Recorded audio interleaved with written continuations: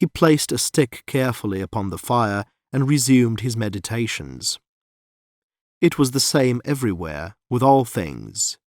The mosquitoes vanished with the first frost.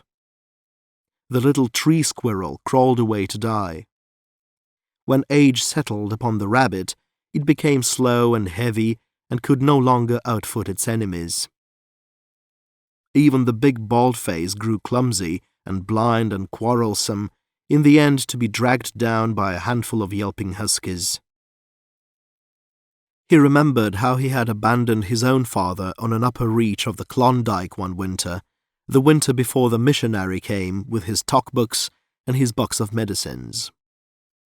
Many a time had Koskush smacked his lips over the recollection of that box, though now his mouth refused to moisten.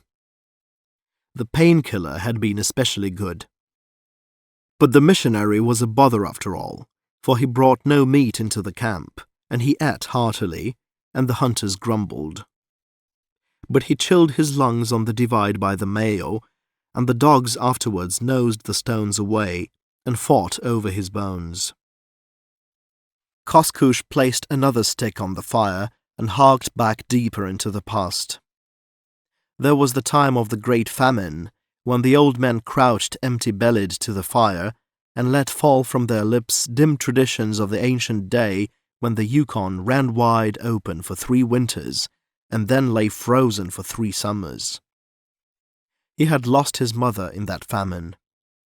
In the summer, the salmon run had failed, and the tribe looked forward to the winter and the coming of the caribou. Then the winter came, but with it there were no caribou. Never had the like been known, not even in the lives of the old men. But the caribou did not come, and it was the 7th year, and the rabbits had not replenished, and the dogs were naught but bundles of bones. And through the long darkness the children wailed and died, and the women and the old men.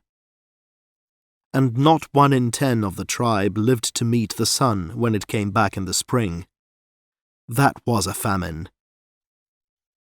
But he had seen times of plenty, too, when the meat spoiled on their hands, and the dogs were fat and worthless with overeating, times when they let the game go unkilled, and the women were fertile, and the lodges were cluttered with sprawling men-children and women-children.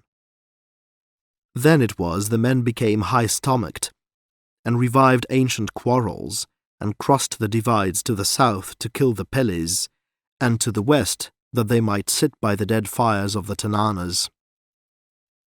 He remembered when a boy, during a time of plenty, when he saw a moose pulled down by the wolves. Zingha lay with him in the snow and watched.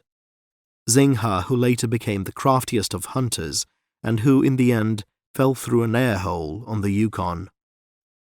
They found him, a month afterward, just as he had crawled halfway out and frozen stiff to the ice.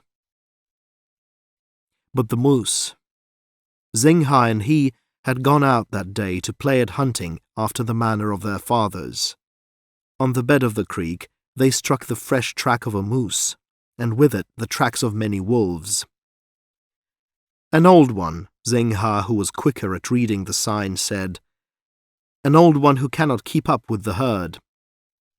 The wolves have cut him out from his brothers, and they will never leave him." And it was so. It was their way. By day and by night, never resting, snarling on his heels, snapping at his nose, they would stay by him to the end. How Zingha and he felt the bloodlust quicken. The finish would be a sight to see.